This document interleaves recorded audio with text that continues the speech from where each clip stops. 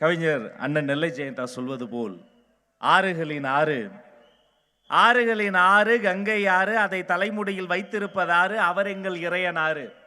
அவரின் மகன் யாரு, கொண்ட படையாறு, எடுத்த முகமாறு, அவர் எங்கள் முருகனாறு. அவரின் அடியாறு அது யாரு, அவர்தான் அகத்தியாறு. அன்று பாரதியாறு, நேற்று ஔவையாறு, இன்று தமிழ்நாட்டை காப்பாற்ற போவது யாரு? தமிழக வெற்றி கழகத்தை தவிர வேறு யாரு? பெரியோர்களே, தாய்மார்களே, நல்லவர்களே, வல்லவர்களே, தம்பிகளே, தக்கைகளே, அம்மாங்களே, அப்பாங்களே, தளபதி நெஞ்சில் குடியிருக்கக்கூடிய சொந்தங்களே, வணக்கம் வணக்கம் வணக்கம். நேற்றைய தினம் ஒரு உலக அதிசயம். மேடையில் ஒரு இளைஞர் கூட இல்லாம ஒரு கட்சி இளைஞரணி மாநாடு நடத்தியிருக்கு. எங்க பொதுச் செயலாளர் அண்ணன் வந்திருக்காரு. எங்க அண்ணன் ஆனந்த் அண்ணன் நடக்கிற ஸ்பீடுக்கு நீ ஓடி வரணும்டா. அவர் ஸ்பீடுக்கு நீ நடக்க முடியுமா? எத்தனை மாநாடு, எத்தனை நிகழ்ச்சி. ஆனா நான் டிவி பாக்குறேங்கன்னா, டெய்லி நியூஸ் பார்க்க சொல்லியிருக்கேன், பார்த்துக்கிட்டே இருக்கேன். அதே டெய்லர், அதே வாடகை, ரேம்ப் போட்டு, சிவப்பு கம்பளத்தை விரிச்சு, பாட்டு போட்டு, மதிப்பிற்குரிய மாண்புமிகு முதல் முறை முதலமைச்சரான மு.க. ஸ்டாலின் நடத்தி கூட்டு வந்து, மாப்பிள்ள அவர் தான், ஆனா அவர் போட்டிருக்க சட்டைகள். நான் என்ன கேட்கிறேன், சின்ன பையனா, கடைக்கோடி தொண்டை, அந்த பேண்ட் கலர் கூடவாடா அப்படியே காப்பிடிப்பீங்க? கீழே இருந்து துண்டு எடுத்து வீசி, அந்த துண்டு எடுத்தவர் போட்டு, கீழே இருந்து நம்ம தளபதிக்கு மலர் கொடுப்போம்ல, அப்படி ஒரு பையன் ஓடி போய் சொல்லியிருக்கேன், ஏய் பூவை கொடு. அவன் கொடுத்துட்டான். அது அவருக்கு சொல்லல, வாங்கின பூவை என்ன பண்ண தெரியல, என்ன பண்றது அப்படி தூக்கி போட்டு போயிட்டாப்ல. எல்லாத்தையும் மன்னிச்சிருவேன், அந்த செல்ஃபி ஒன்று எடுத்தாங்களடா.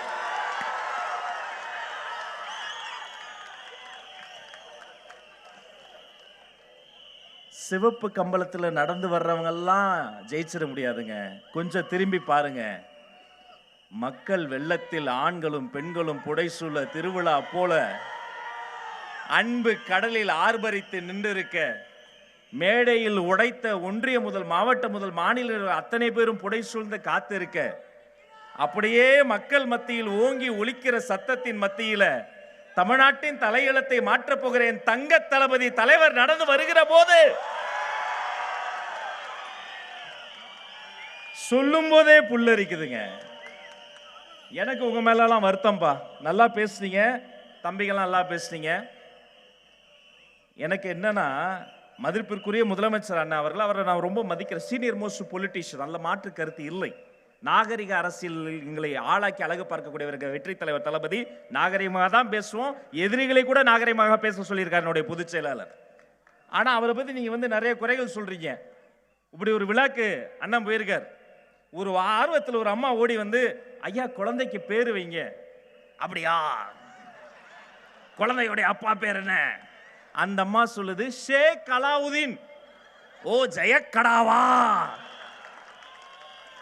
உலகத்துல ஜெயக்கடான்னு ஒருத்தங்க பேர் வைப்பாங்களாங்க? ஆக ஜெயக்கடாவுடைய குழந்தைக்கு கருணாநிதியின் பேர் வைக்கிறேன். அது பொம்பளை குழந்தை. இந்த அதிகாரிகளும் இந்த அரசியல் தலைவர்களும் நாட்டை இப்படி கெடுத்து, ஆனா எங்க தலைவர் யார் தெரியுமா? பாடுகிறேன் பாமணக்கும், பாடும்போது நாவினிக்கும், நாடெங்கும் புகழ் மடக்கும், தளபதினு சொல்லும் போதே வாயினிக்கும். எப்படியாவது அடுத்தவனை அழிக்கணும்னு நெருஞ்சி முள் மனிதர்களும் நிறைந்திருக்கும் அரசியலில் குறிஞ்சி மலர் போல் மலர்ந்த குணமலர்றா என் தலைவன் தங்க தளபதி. இவங்களுக்கெல்லாம் ஒரே ஆச்சரியம், எப்படி இவ்வளவு கூட்டம் கூடுது? அண்ணே, இது கோட்டருக்கும் கோழி பிரியாணிக்கும் கூடுற கூட்டம் இல்ல, தங்க தளபதிக்காக கூடுற கொள்கை கூட்டம். இன்னைக்கு தேதியில அரசியல ஒரு கவுன்சிலர் கூட கையில பிடிக்க முடியாது, அசோசியேஷன் பிரசிடென்ட் ஆளே பிடிக்க முடியாது. ஆனா தனது வாழ்நாளில் முதல் தேர்தலிலேயே திமுக வேட்பாளரை தோற்கடித்து தான் வென்றெடுத்த எம்எல்ஏன்ற பதவியை தலைவருக்காக தூக்கி இருந்த தியாக திருவுருவம் என் பொதுச் செயலாளர் ஆனந்த். நான் கேட்டேன் ஒரு வாட்டி அண்ணன்ட்ட, ஏன் அப்படி? அவர் சொன்னாரு, என்னையா எம்எல்ஏன்ற பதவி நான் ஒரு 5 வருஷம் இருக்குமா, ஆனா தளபதியின் தொண்டன்ற பதவி ஆயுள் முழுக்க இருக்கும், கடைசி மூச்சு வரைக்கும் இருக்கும். இதுதான் டிவிக்கு. இப்ப வர வழியில அடிச்சு பிடிச்சு வரும்போது திரும்ப டிவியில பிரேக்கிங் நியூஸ், நம்ம சேப்பாக்கம் கிரவுண்ட் இருக்குல்லைங்க, ஐபிஎல் நடக்கலைங்க, சேப்பாக்கத்தில் விசிலுக்கு தடை. அடப்பாவிகளா, சேப்பாக்கம் மைதானத்தில் விசில் ஊதினால் சேகுவேராவுக்கு ஜுரம் வருதான். சேகுவேரா இதையெல்லாம் கேட்காம நல்ல வேளை ஃபிடல் காஸ்ட்ரோ செத்து போயிட்டார். அவர் மனசு என்ன பாடுபடும்? விளையாட்டு என்பது மக்கள் கவலைகளை மறந்து உடல் உழைப்பை செலுத்தி சந்தோஷமா இருக்கிற இடம். இத்தனை ஆண்டுகாலமாக சேப்பாக்கம் மைதானத்தில் விசில் சத்தம் ஓங்கி ஒலித்தது. விசிலுக்குனே பாட்டே போட்டாங்க. ஆனா தமிழக வெற்றி கழகத்திற்கு ஒரு சின்னம், விசில் சின்னம் வந்துவிட்டது என்று சொன்னால் தீய சக்தி பயப்படுது, ஊழல் சக்தி பயப்படுது. இது இப்படியே போச்சுன்னா அடுத்து என்ன பண்ணுவாங்க? தற்போது கிடைத்த செய்தி, பேருந்தில் கண்டக்டர் விசில் ஊதக்கூடாது. டிராபிக் போலீஸ் கையில் இருந்து விசிலை புடுங்கு, ஊதாத. நீ என்ன பண்ணாலும் ராஜா, தினந்தோறும் எங்க பார் மகாலட்சுமி மாதிரி உட்கார்ந்துருக்காங்க. என் தாய்மார்கள் காலையில் அந்த மங்களமா பாலை வைக்கும் போது குக்கர் கூட என் விசில் சத்தத்தை சொல்லிதான் அடிக்கும். மண்ணுக்கு என்ன பிரச்சனை, மனிதர்களுக்கு என்ன பிரச்சனை, அதை பாப்பீங்களா? விசில் ஊதக்கூடாதா? இன்றைய தினம் தமிழ்நாடு முழுக்க டிஎன்பிஎஸ்சி பரீட்சை தேர்வு எழுதியிருக்காங்க எங்க பசங்க. விருகம்பாக்கத்தில் எழுத போன பையனுக்கு அந்த நம்பர் எழுதி வைக்கல. கேட்டா தம்பி இல்ல நீ போ, நீ நந்தனம்ல இருக்கக்கூடிய எக்ஸாம் சென்டருக்கு போ துரத்தி விட்டுருக்காங்க. நந்தனத்துல போனா அங்க இல்ல, விருகம்பாக்கத்தில் துரத்தி இருக்காங்க. தமிழ்நாடு முழுக்க முதல் முறையா டிஎன்பிஎஸ்சி எக்ஸாம பாதிலேயே நிறுத்தி பசங்களை நடு ரோட்ல நிறுத்தி இருக்காங்க. இதுக்கு பதில் சொல்ல துப்பு இல்ல. விசிலை தடுக்கிறதுக்கு நீ வர்ற. எழுதி வைத்துக் கொள்ளுங்கள், உங்களுடைய ஆட்சி மட்டுமல்ல அரசியலே முடிய போகிறது. ஆனா நாங்க யாரு? இந்த மேடையை பாருங்க. எங்களுக்கு ஒரு சேரு, மாநில நிர்வாகிக்கு ஒரு சேரு, அவங்களுக்கு ஒரு சேரு, 10 பேர் உட்காந்தா போதும், 4 பேர் உட்காந்தா போதும், அவங்களுக்கு பிளாஸ்டிக் சேர் போடு. எல்லாருக்கும் ஒரே சேரை போட சொன்ன பொதுச் செயலாளருங்க உட்கார்ந்துருக்காருங்க. உழைத்தவர்கள் அத்தனை பேரையும் மேடை ஏற்றக்கூடிய கட்சி தமிழக வெற்றி கழகம், மறந்துடாதீங்க. 30 ஆண்டுகளின் உழைப்பு. ஒரு சாதாரண ஒரு துணை இயக்குனருக்கு, ஒரு கவர்மெண்ட் ஆஸ்பத்திரியில் பிறந்தவர் என் தலைவர். ஜி தமிழ் தொலைக்காட்சியில் சரிகமாப்பான குழந்தைகள் பாட்டு பாடக்கூடிய நிகழ்ச்சிக்கு போகக்கூடிய வாய்ப்பு என்னுடைய தலைவர் தந்தாரு. போய் பார்த்தப்ப அந்த குழந்தைகளினுடைய அன்பு பார்த்தப்ப எனக்கு ஆனந்த கண்ணீர் வந்தது. அப்ப தலைவரினுடைய வரலாற்றை ஒரே நிமிடத்தில் கவிதையா சொல்லும்போது நான் சொன்னேன், யார் அவரு? சாதாரண வீட்டில் பிறந்தவர். ஏன் இந்த உலகத்தையே சுஸ்தப்படுத்த பிறந்த அந்த தேவகுமாரன் கூட கோபுரத்தில் பிறக்கவில்லை, ஒரு குடிசையில் தானே பிறந்தான் அந்த இயேசுபிரான். அப்படி பிறந்த ஒரு மண்ணின் மைந்தர் என் தலைவர். அவர் பிறந்த கவர்மெண்ட் ஆஸ்பத்திரி இருக்கு பாருங்க. இப்போ இத்தனை வருஷம் ஆயிருச்சு, இப்பவும் அவர் பிறந்த நாள் அன்னைக்கு கோயிலுக்கு போறதில்ல அல்லது வேற ஏதோ பார்ட்டிக்கு போறதில்ல. கழக மாவட்டத்தில் அத்தனை பேரும் ஒரு கவர்மெண்ட் ஆஸ்பத்திரிக்கு போய் அன்னைக்கு பிறக்கிற குழந்தைகளுக்கு தங்க மோதிரம் போடுற கட்சிடா தமிழக வெற்றி கழகம். பிறந்த குழந்தைக்கு தங்க மோதிரம், வளரும் குழந்தைக்கு ரொட்டிப்பால் முட்டை திட்டம், படிக்கும் குழந்தைக்கு விஜய் படிப்பகம், கல்வியில் வெற்றி பெற தளபதி கல்வி விருதுகள், வேலை தேடும் உள்ளங்களுக்காக விஜய் விலையில்லா விருந்தகம். ஒரு சர்க்கார் செய்து கொண்டிருக்கிறார் இந்த சர்க்கார். அவர்தான் எங்களுடைய தங்க தளபதி.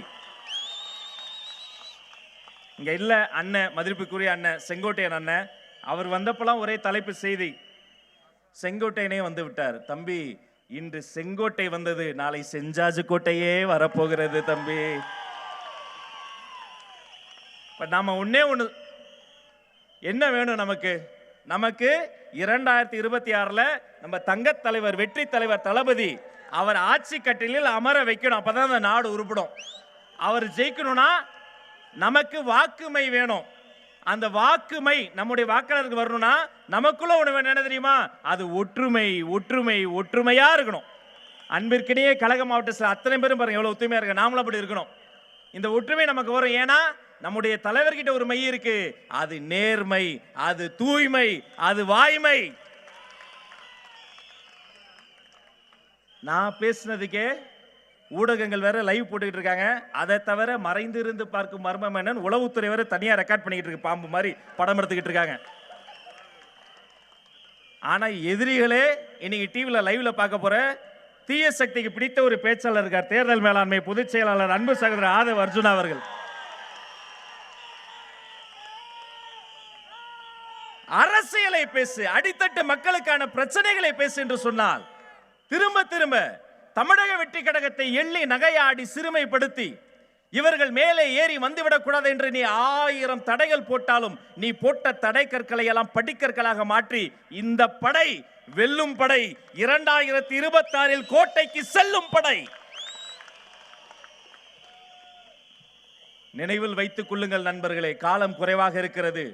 இந்த குறுகிய காலத்துல வெற்றி தலைவர் தங்க தளபதி அவர்கள் கை காட்டக்கூடிய அந்த வேட்பாளர்களை இதே மண்ணுல, இந்த கொங்கு மண் இருக்கு பாருங்க, குட்டி குழந்தை கூட ஏனுங்க வாங்க போங்க மரியாதையாக பேசக்கூடிய மண்ணுங்க இந்த கொங்கு மண்ணு. வர்றபடியெல்லாம் நெஞ்சம் நிறைந்தது. அவ்வளோ களைப்பு. பேசணும்னு ஆசைப்பட்டு புதுச்செயலாளர்கிட்ட நானே என் தம்பி லயலாமணி கேட்டோம். ஒரு நாள் திருநெல்வேலியில பேச அனுப்புறாரு, ஒரு நாள் திருச்சிக்கு அனுப்புறாரு, ஒரு நாள் மதுரைக்கு அனுப்புறாரு, மதியான கிளம்பி கோயம்புத்தூருக்கு வந்துட்டாரு. ரசிச்சு ஓடுறோம். ஆனா இந்த களைப்பெல்லாம் மறந்துடும். எப்ப தெரியுமா?